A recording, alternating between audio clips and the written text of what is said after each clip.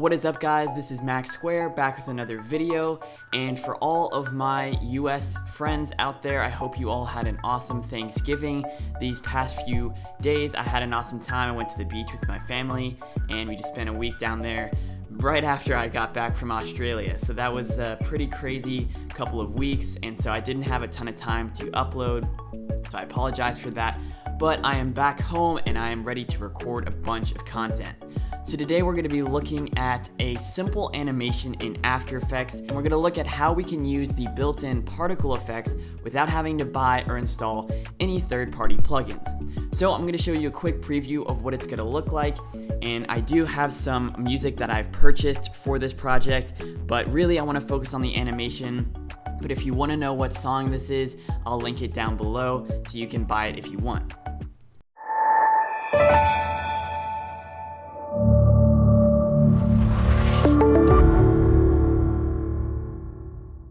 So I know there's not a ton of stuff happening in that animation, but really the purpose of this video is to show you how to use these particle effects in After Effects so you can better understand it and use it for whatever project you're working on.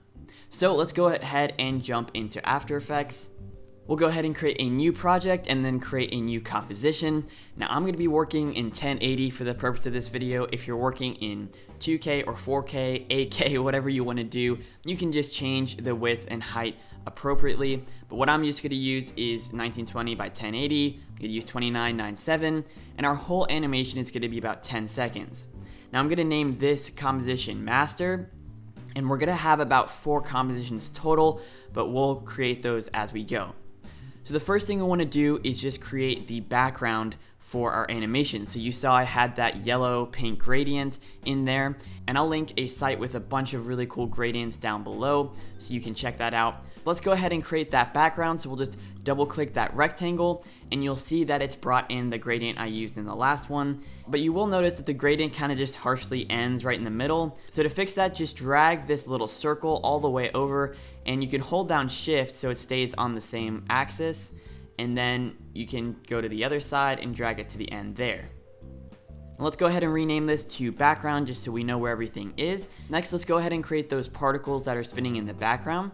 So we're going to double click that rectangle once again, and it's going to create a new shape layer. And now what we're going to do is go to your effects and presets window. If you don't have it, just go up to window at the top and make sure effects and presets is checked.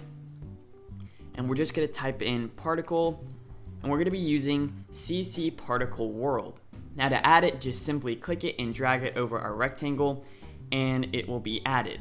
Now the default settings that come with this plugin aren't very useful. It's kind of cheesy. It's like a firework animation. So there's going to be a lot that we have to do to make it look pretty cool, but there is a ton that you can do. The reason there are so many options is because you can do so much with it, even though it's just a stock plugin. So just because we're using a simple circle particle, that doesn't mean you can't use some cool rectangle or firework, spark, whatever you want to do. There is a ton you can do with this plugin.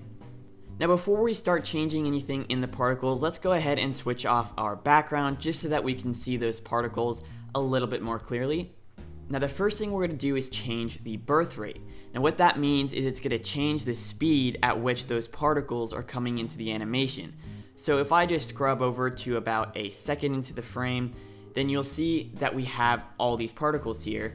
But if I change this to say 0.1, we only have a couple particles, but if I jump it over to 10, we have a lot more.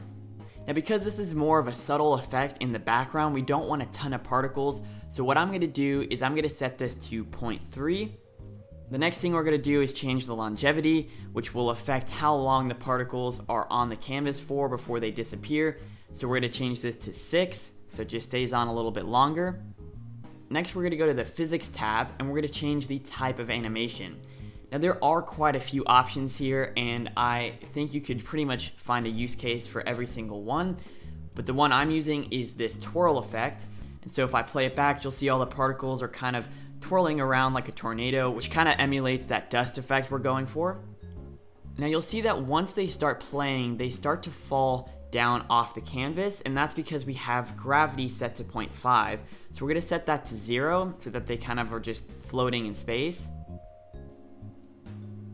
We also want to make sure that the resistance is set to 0.5, and this will just slow down the animation a little bit.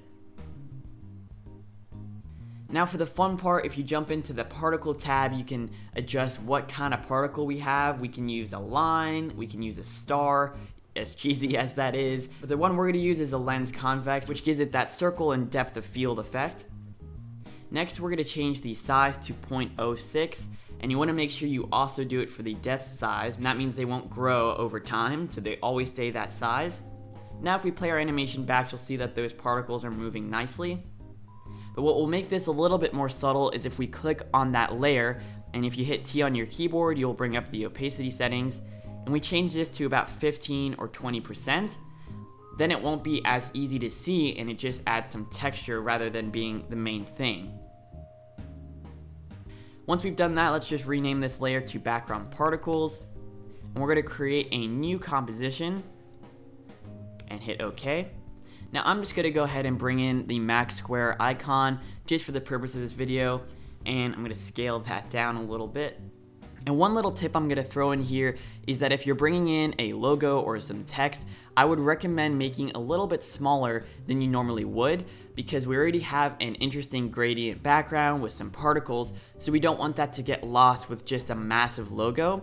So we want to throw in some quote-unquote white space just so we have a little bit more contrast. So I'm going to drop this down, even though the normal size is that big, I'm going to drop it down to about 30%. And we'll just rename this composition logo. You can call it whatever you want, as long as you understand what it's doing. And we're going to create a new composition, and we'll call this particle fill. This is where we can add in our particles that are going to fill in our logo or text. So we're going to create a new shape layer, but instead of adding that particle back into the shape layer, let's go ahead and copy it from our master comp. So we'll click on background particles. We're going to select the CC particle world and just copy it. Go to the particle fill shape layer and paste it. That way we've just saved a little bit of time getting most of our settings back. Now there are a couple things we're going to do differently. We're going to change our birth rate up to 10. And our velocity under the physics tab is going to be 1.5. The resistance is going to be 2. Next, you want to jump down to the particle and make sure that the depth size is still the same as the size that it started with. Otherwise, you're going to end up with some really big particles, and it's just not going to look as good. Next, just jump up to the producer, and we're going to change the Y to 0.2. And that's just going to push our particles toward the bottom, so they start from the bottom and then animate up. Next, we're going to drag in our logo composition to the top of this comp. And you want to make sure that your track matte options are open down at the bottom left. You'll see it just adds a couple menu options here. And you want to click on the shape layer and change the track matte to alpha matte logo. Then you'll see that those particles are now filling in the shape of our logo. But the edges are a little rough. It kind of looks a little cheesy. Maybe that's what you're going for, so you don't need to do this next step. But because I like to make it a little bit smoother, I'm going to add a blur to our logo comp. So go to your effects and presets and just search for blur. And I'm going to use Gaussian blur on the logo, and I'm going to set it to around 40. And that just softens up the edges a little bit more, so it's a little smoother. So now if we play our animation back, you'll see the particles come up from the bottom and then start to fill in the logo. Now all the settings I've given you for this specific particle layer may not work for your logo. I have spent a lot of time tweaking it so that by the time it gets to about 4 seconds, you can pretty much make out the shape of the logo. But if your logo is a lot bigger than mine, maybe you have text, so you're using a lot of different layers, then you may need to mess around with the effects so that you can see everything. So pretty much the one thing you're going to need to change in this case is just going to be the birth rate. So if you need a lot more particles, just make sure you increase that number so you can get it to a point you like it.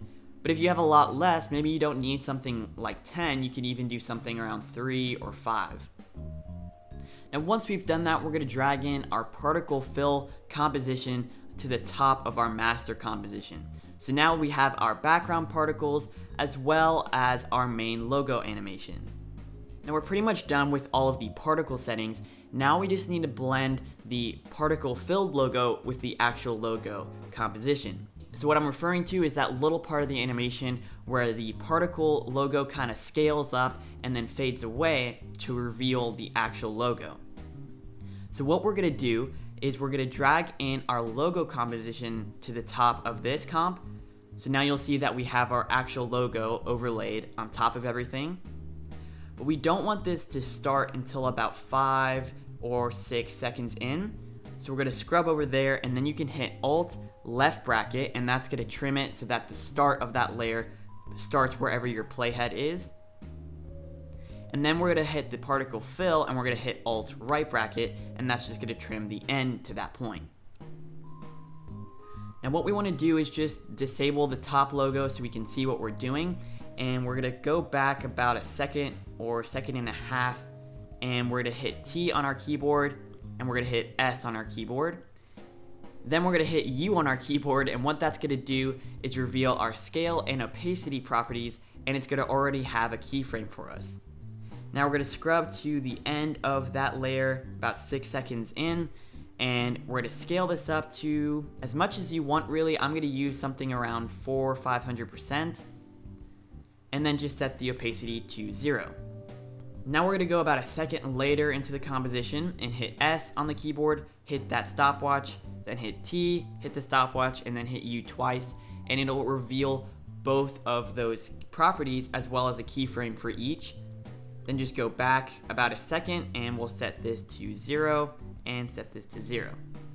Then you want to make sure that you've enabled that layer again, so if we play it back, you'll see that that logo fades up. So right now we have our particle filled logo fading up, and then we have our logo coming in. But the transition isn't quite as smooth, so 2 things we can do to fix that is changing these keyframes to Easy Ease. So we can right click them, go to Keyframe Assistant, and select Easy Ease. And I'm just doing this for the scale properties because it really doesn't affect the opacity as much. And the second thing is to blend the 2 animations. So the second logo is actually coming up about halfway through the animation of the first. So if we scrub through it now, you'll see that that logo is starting to appear before the actual other particles have ended. Now, if you really want to tweak this more, you can select those scale properties, go to your graph editor at the top right, and if you select this red little S here, you'll get 2 handlebars, and I would just drag the top one while holding shift all the way to about the left where it says about 20 frames in there. And what that does is it'll have that animation kind of pop up and then settle into it rather than just scaling up linearly. Now you can do the same thing to the other one, just select your logo comp and click on the red S. You may have to zoom in just a little bit here and then just drag over that top one there. So if we play it back, you'll see that that logo is popping in toward the end. Now the last thing we need to do is just add in our background and our colors. So what we're gonna do is just add in our background again. And honestly, you could just leave in this background for the whole animation if you like everything just being white. But like you saw in the demo, for the first second or 2, everything was using that gradient on a black background. So what we're gonna do is just hit T on the background layer here, and we're gonna go into about 2 frames and hit the stopwatch there, and then go about a second back and hit 0. Then what we're gonna do is go to our effects and presets and search for a gradient ramp effect. And we're gonna go to our background particles and drag it onto that layer. What we're gonna do is make sure we're still in the same spot in our timeline. And we're gonna set a keyframe for blend with original. And we're gonna go to about 2 seconds in and change this to 100%. Then we're gonna select that gradient ramp and copy it, go to our particle fill composition and paste it in there. So now if we start from the beginning, you'll see that everything has that gradient effect, but then as the background starts to fade in, everything turns to white. So that's pretty much it for the animation, but like I said, the one thing that really ties this all together is the background audio. Now, that audio clip I got for just a couple bucks, and honestly, for almost any animation you're doing, the sound is gonna be the big thing. So I would rather spend your time, maybe even your money, on buying a good audio or background track rather than spending tons of time just tweaking the animation, because even if you have a simple animation, if you have some cool background music or sound effects, it's gonna really bring it to life. So guys, that is it for this tutorial. I know it's a bit longer than normal, but I hope you were able to understand that you really can do a ton in After Effects without paying for third-party plugins. Anyway guys, that's been it. I hope you all enjoyed. Thank you so much for watching, and I will see you in the next one.